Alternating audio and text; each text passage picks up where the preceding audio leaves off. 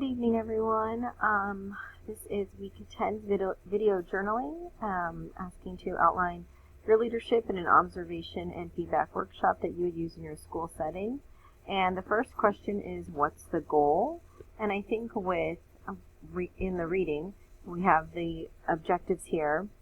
And the ones that I identify with the most as objectives that I would want to stress are to identify the right action steps to drive student learning.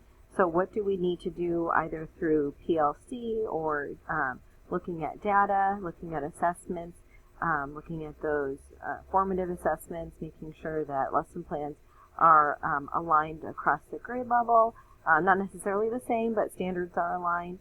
And then also designing specific initiatives to guide struggling teachers.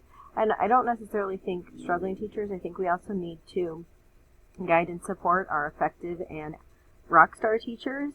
So both of those things would be the goals for me. And I think also, as someone else mentioned, is to really look at what the expectations are through the NEPF and as an administrator, making sure that those are well known and you're always looking for the specific standards and the levels and being objective in your observations.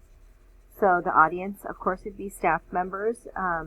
We focus a lot on teachers, but we have to remember as administrators, we're also going to be evaluating support staff members. And so we want to make sure that expectations are set and always looked at multiple times throughout the school year, and that the workshop is not only for our teachers, and yes, those would specifically address NEPF, but also our support staff and making sure you're setting goals with them as well, because they're an integral part of our students' learning.